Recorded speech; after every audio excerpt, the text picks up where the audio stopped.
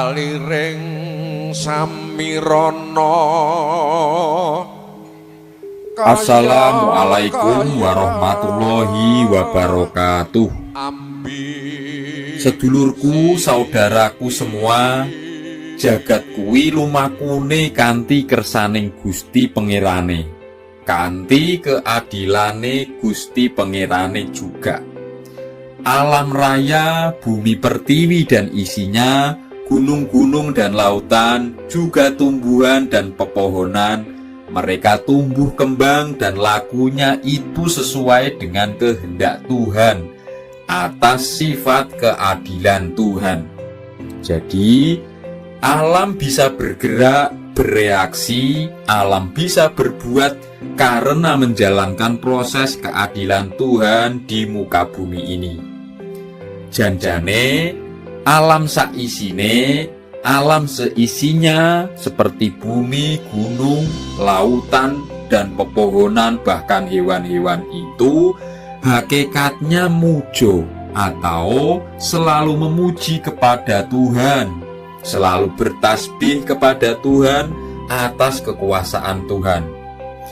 Ketika kita merusak alam, mengeksploitasi alam seenaknya, lebih-lebih malah digunakan hasilnya untuk hal-hal yang bertentangan dengan Tuhan, tidak melakukan bentuk amal keseimbangannya, itu artinya kita tidak hanya menganiaya alam saja, tetapi merusak bentuk-bentuk pemujaan mereka terhadap Tuhan. Maka jangan heran ketika alam bergejolak, seolah jagate ngamuk, seolah alam ini murka kepada manusia. Dan pada kesempatan ini kami ingin menyampaikan tentang siapa yang sebenarnya menjadi sasaran amukan alam ini. Ada beberapa manusia yang sebenarnya jadi incaran amukan alam. Karena itu adalah bentuk tuntutan keadilan bagi alam dari Tuhannya. Siapa yang menjadi incaran amukan alam? Yang pertama yaitu adalah orang-orang yang aniaya terhadap alam dan tidak mau berbuat keseimbangan bagi alam.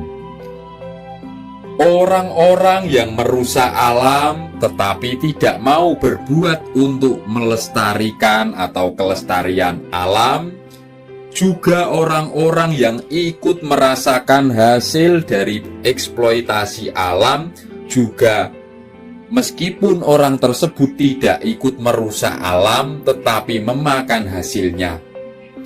Gelem jugroke gunung, gelem ngeruk gunung, ora gelem jogo lestarine gunung. Mau mengeruk gunung tetapi tidak mau menjaga kelestarian gunung.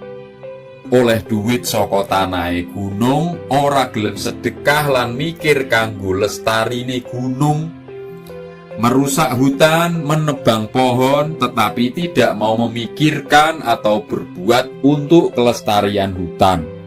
Seenaknya menebangi pohon di hutan, tetapi tidak mau menanam kembali pohon di hutan. Apalagi sudah seenaknya mendapatkan hasil kekayaan dari merusak alam, malah tidak mau bersedekah, tidak mau berbagi kepada sesamanya sebagai wujud keseimbangannya. Tidak peduli dampaknya akan merugikan banyak orang. Yang dipikirkan ya Pak, yang penting cepat kaya, yang penting cepat jadi duit, cepat banyak punya duit. Lah, inilah yang disebut dalam hidup mlakune sacet nanging carane ruwet, ujung-ujunge bakal memet. Asal bisa bikin cepat dapat duit, asal cepat kaya, tidak peduli merusak alam dan akan merugikan banyak orang ketika terjadi bencana.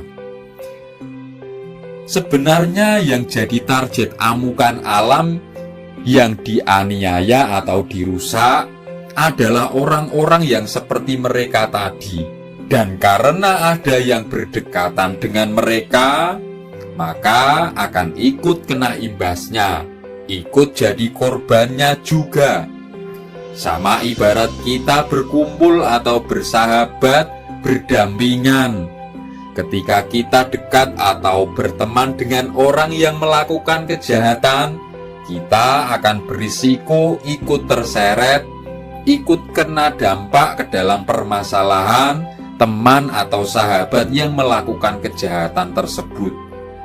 Ikut merasakan dampaknya pula. Itu adalah resiko dan bentuk konsekuensi dalam kehidupan sosial. Begitu juga dalam kehidupan alamiah, kehidupan yang berkaitan dengan alam. Lantas siapa yang akan selamat dari amukan alam? Orang-orang yang tidak merusak alam dan tidak memakan hasil dari perilaku merusak alam. Siapapun yang mereka yang bekerja mencari penghasilan yang tidak merusak alam dan tidak memakan hasil dari perilaku mengeksploitasi alam, mereka tidak akan jadi sasaran amukan alam. Memang ada yang ikut kena imbasnya, tetapi mereka yang benar-benar tidak aniaya atau tidak merusak alam juga tidak memakan hasil dari merusak alam. Meskipun kena dampak amukan alam, kena dampak bencana, mereka akan diberi selamat kehidupannya, dan setelah terkena imbas bencana akan dimudahkan Tuhan untuk kuat, untuk cepat bangkit dan dimudahkan rezekinya. Maka betapa sangat beruntungnya kita juga saudara-saudara sedulur semua. Meskipun penghasilan dari pekerjaan kita itu hanya cukup buat kebutuhan, cukup untuk keperluan sehari-hari, asalkan tidak merusak alam, asalkan halal, Tuhan pasti akan memberikan jalan keselamatan. Apapun bentuk profesi kita, bentuk profesi sedulur semuanya, asal tidak merusak alam, tidak berisiko merugikan lingkungan dan merugikan banyak orang, itu harus kita syukuri. Kita harus bersyukur karena sudah dianugerahkan pekerjaan atau profesi yang halal yang tidak merusak alam. Lah inilah yang disebut dalam hidup melakune gremet nanging inget-inget uripe mburine bakal selamat. Meskipun dalam bekerja penghasilannya kecil, tetapi halal karena tahu aturan Tuhan, maka akan menuai keselamatan dalam kehidupannya. Dan ketika kita tetap mau bersabar dan mensyukuri, Tuhan akan memberikan petunjuk dan menaikkan derajat kita, akan ditambah rezeki kita, akan semakin tertata dan mapan hidup kita nantinya.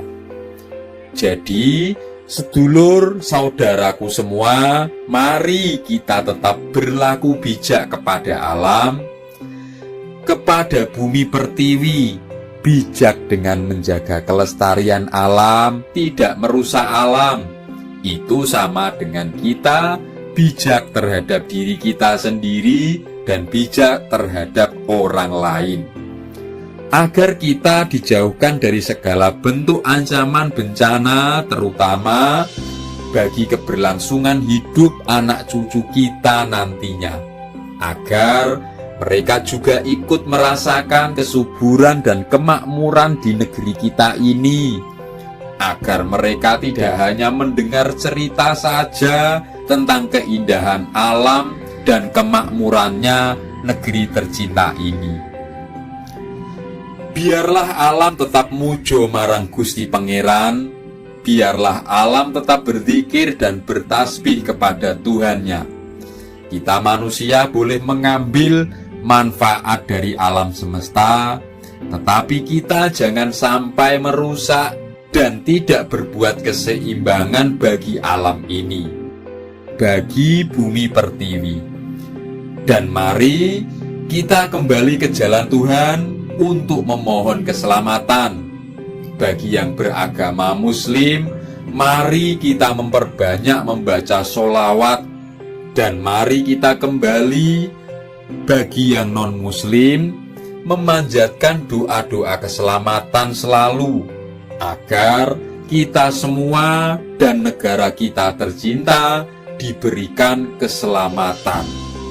Demikian apa yang telah kami sampaikan, apa yang telah kami bagikan ini, semoga membawa manfaat dan keberkahan bagi hidup dan kehidupan kita semua. Keselamatan, kesejahteraan, dan keberkahan semoga senantiasa terlimpahkan untuk kita semua. Wassalamualaikum warahmatullahi wabarakatuh.